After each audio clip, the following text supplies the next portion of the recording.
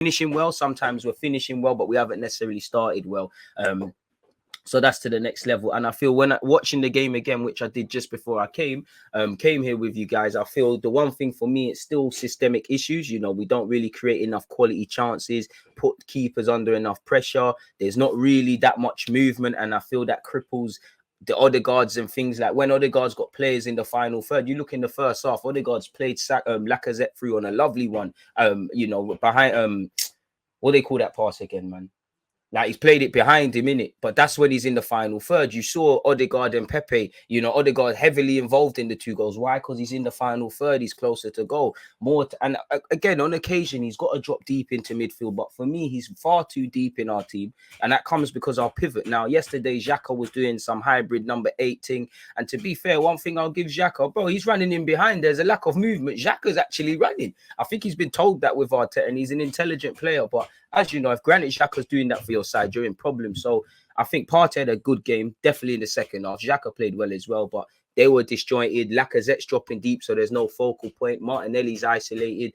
You know, Ben White and Gabriel. Ben White's having to force passes because I don't think there's too many passes on for him. I think there's a lack of movement. Sorry for the noise, as I said. There's not that number 8 in it, so we're going side to side. We're you know, everybody's a come to feet sort of player. That's why only the balls into channels with definitely Saka was paying off, and then Martinelli. They were the ones we was doing. But at the same time, you become a one-trick pony. They kind of clock that. It's poetic justice. You know, I'm not gonna begrudge Wolves for time wasting because we do that. We need to do that. But it's poetic justice that them and they wasted a lot of time and got shagged. Like it's lovely. I can't lie. You know. Jimenez, dark hearts, fully dark hearts, capping about being, you know, acting like he don't know which sub the gaffer's making. The gaffer's chatting shit as well. You know, they were time wasting from the first half. And I feel Wolves, they probably respected us a bit too much, you know, really. As soon as they got the goal, they went into their shell. Yeah, there was a couple of moments, you know, Neto in the second half. I believe Hang, who scored after Gabriel's mistake, he went close as well. They had a couple of half chances, really and truly. But as I said, you know, it's the same old stuff with us that ain't really going to change until next season. We ain't got a clinical striker like that. We're not really got that number 8, so we're not sustaining possession and creating chances like that. The movement needs to improve from our team as well. Like, obviously, tired legs from Wolves. I think one thing we did well from start to finish was the pressing. I'm not gonna lie, very good pressing from us. So I'll give us our credit where due for that.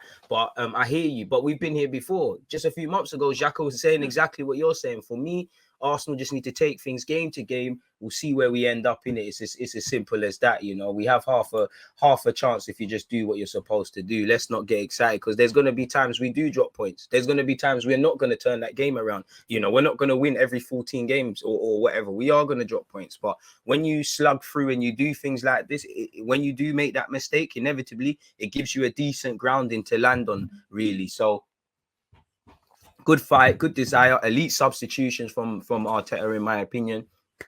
You know, let's keep it true. We're all asking for Laka to get sub. Laka scored.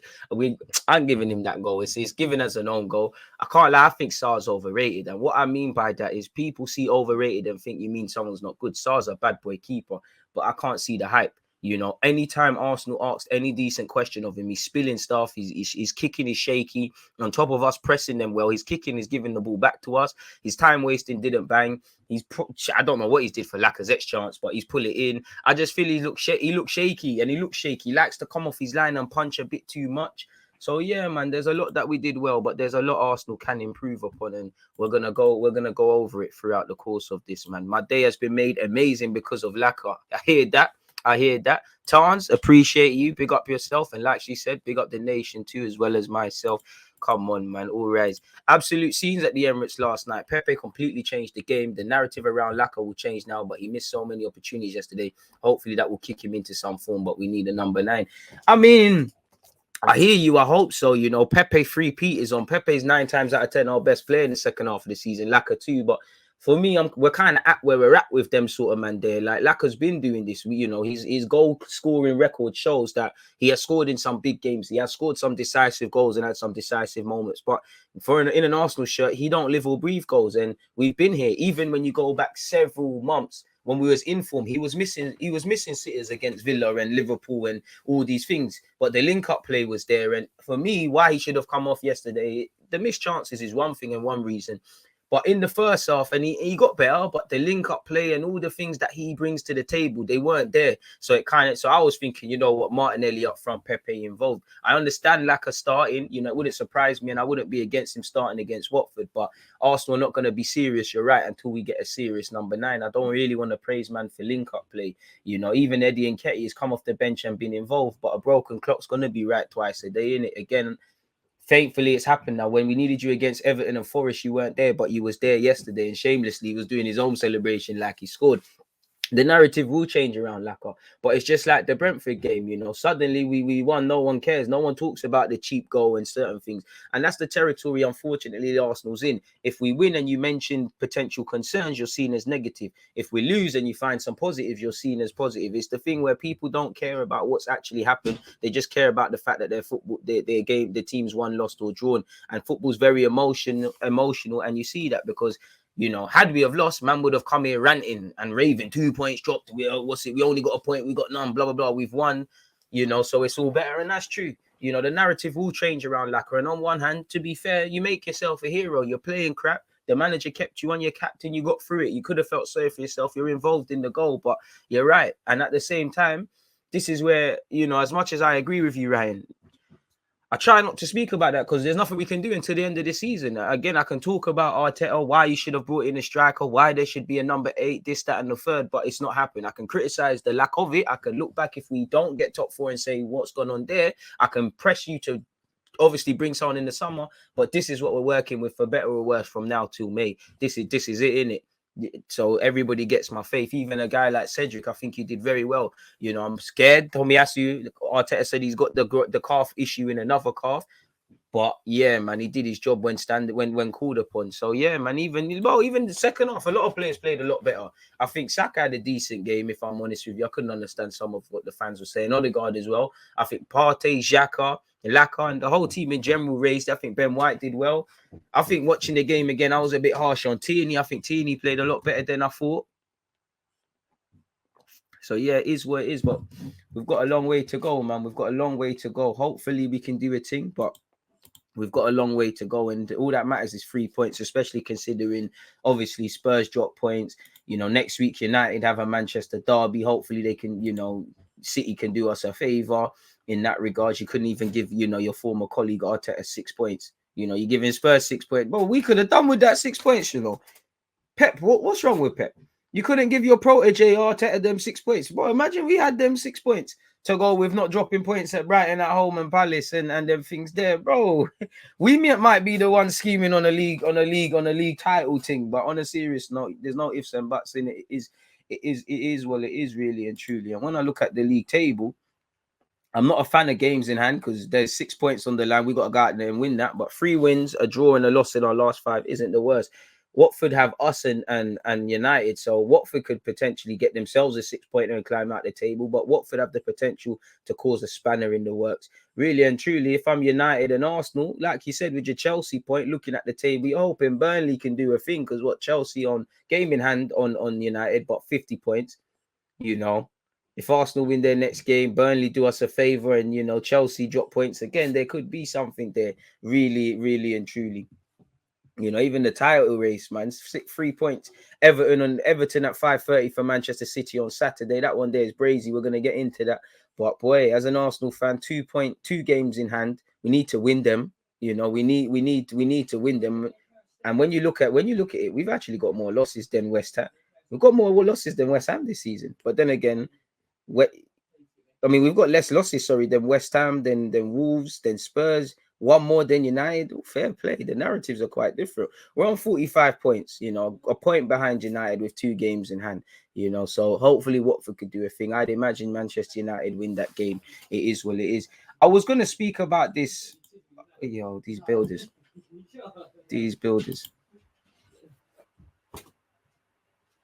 Let me know, because I already know I didn't offer no one coffee. It's COVID times, can't be giving man coffee, but I'm hearing voices. I said I was gonna do this. I said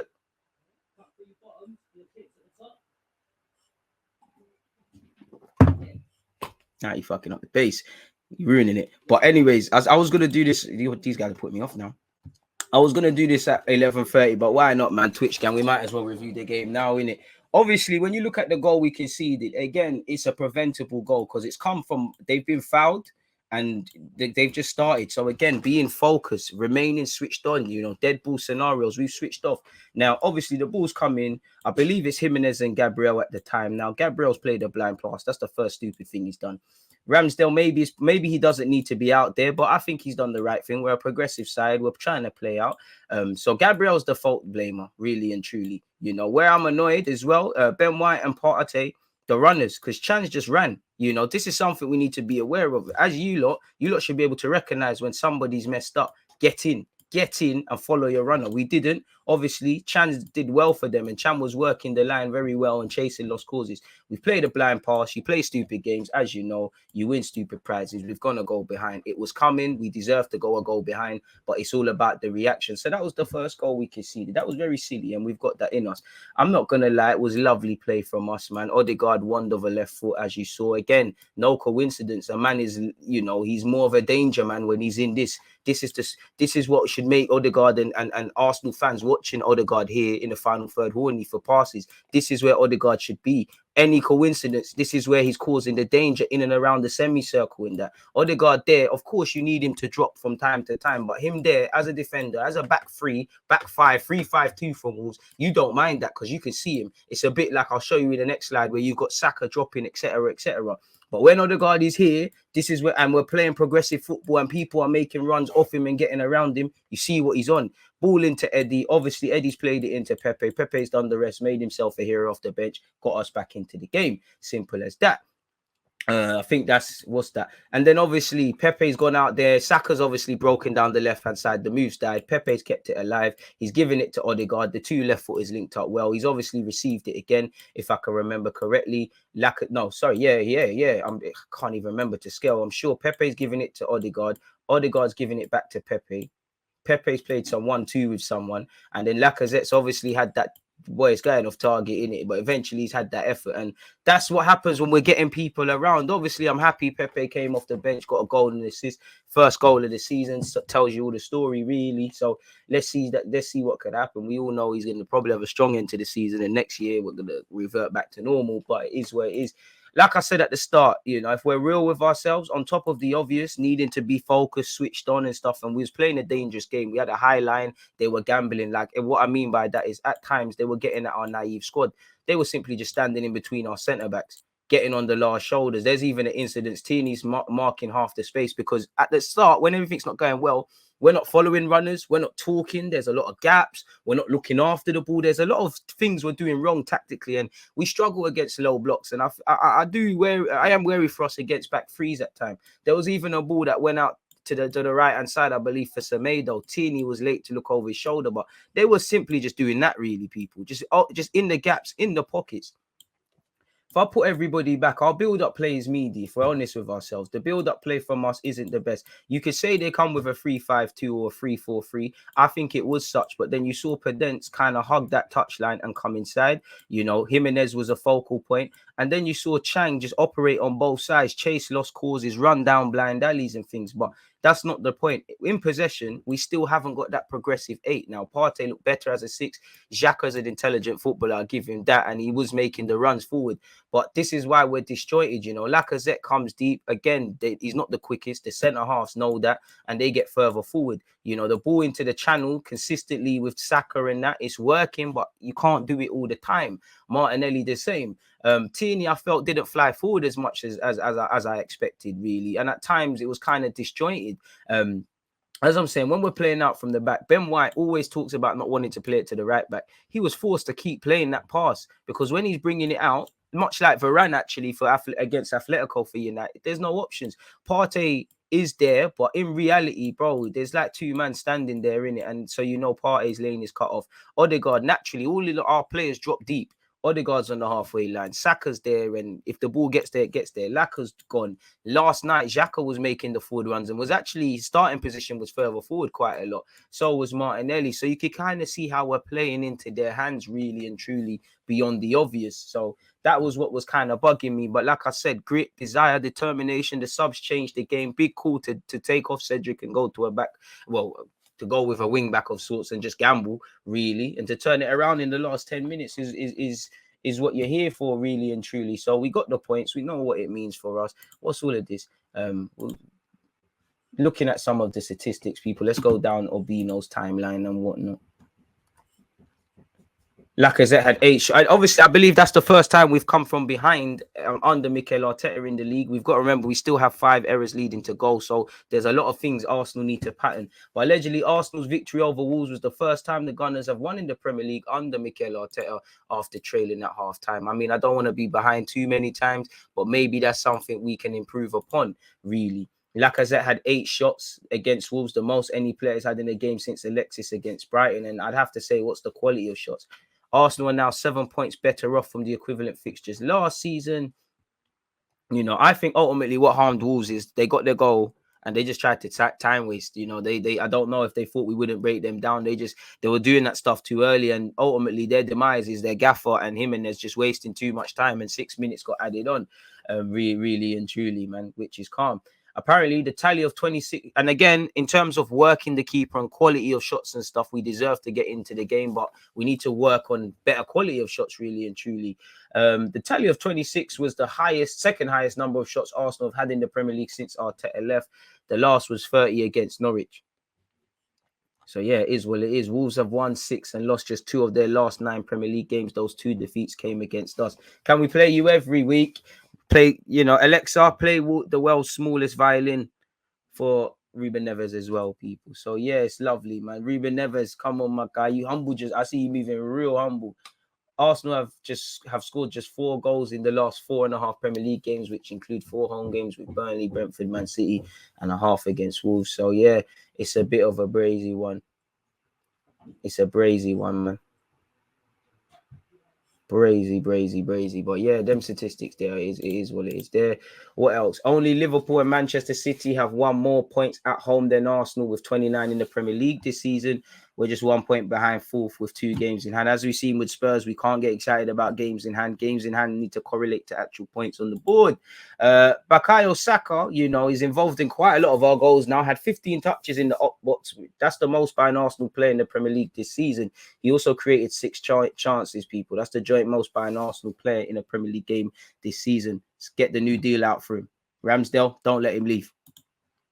Odegaard, again, when it comes to pressing, when it comes to defensive attributes, he's up there as much as he's there for progressive. And there's a lot more to come from the Norwegian Viking King. I mean, there's a lot, man. I really like what Odegaard can become. I think I'm keen to see you become the 8, become the hub of this team, become the Santi Cazorla. I don't think you're there yet. I still think you're a bit naive to do that right now. But it's scary what you are for us, man. It's scary. It's scary. And when you look at his games by numbers, 56 touches, 19 passes in the final third, 4 take-ons attempted, completed 3 ball recoveries, 1 chance created. Again, what do you define as chance created? Because he's involved in everything. He created a great chance for Lacazette in the first half. He's involved in the 2 goals. So what do you statistically define as 3 chances?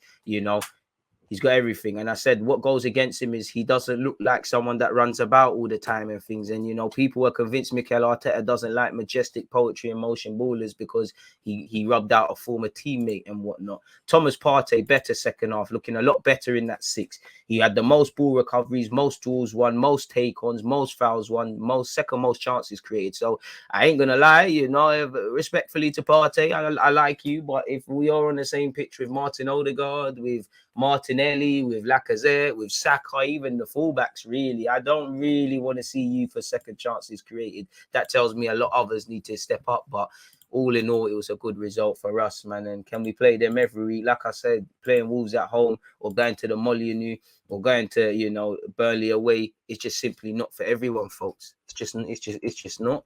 So yeah, it is what it is where that's concerned. Let's delete that. Make a new timestamp. Cool. One love to you lot, people. Again, I thought, let me get that out, man. I feel sorry for the 11:30 ones. They just got robbed of some great bit of content. It don't matter, though. Make sure on the topic of 11:30, you've hit your reminders. Thanks for the eye candy yesterday, DG. My pleasure. What can I say, man? What can I say? This is why the man them hit Jim and that. What can I say, man? Great taste. I don't know for Spurs, but they can't dare to do a damn thing. DG, quick question on the intro at the end. Are you saying tell me something? No, I think if you're talking about where my hands are like that, the real footage that's taken from actually when I scored on my return for Romans. Ironically, I'm wearing it. Came off the bench, goal and assist. If you can't win in a penalty as an assist, I didn't take it. They asked me to take it, but I can't lie, I was capping. You know when guys are like, you know, people are like, oh, you'll take it, you take it. In your heart, you know you don't want to take it. I'm not on penalties, but yeah, man, I scored on my return. I'm going 0-0 if that's where it is. But yeah, man, it is what it is. And that Shavri, Raw DG, you saved deluded 10 a.m. kickoff. We're back, man. Appreciate you, Sneaks. Rob, what have you said? Yo, lad, how you doing? That game the other day was ish. Also, thoughts on the title race still on. I think City do feel the pressure. I mean, City, Pep, it comes with the territory, you know. When you're at the pinnacle of the mountain, the only way is down, isn't it? And it depends. Obviously, you can get down safely or you can get pushed off the cliff, really. And City knew it. You know, I'm not going to lie. It shows how mad the premise, the narrative was City running away with it. Couple of shaky results. You can't say the title race isn't on. And Liverpool completely. Listen, I don't even know. I wouldn't even call it destroyed Wolves, you know. João Matip, he boxed forward every game. He finally got it. Van Dijk got on the score sheet as well. Salah moving savage. Mane moving savage. The Liverpool, they look like a team that know they've got 2 cup finals this week. They dispatched Leeds quickly.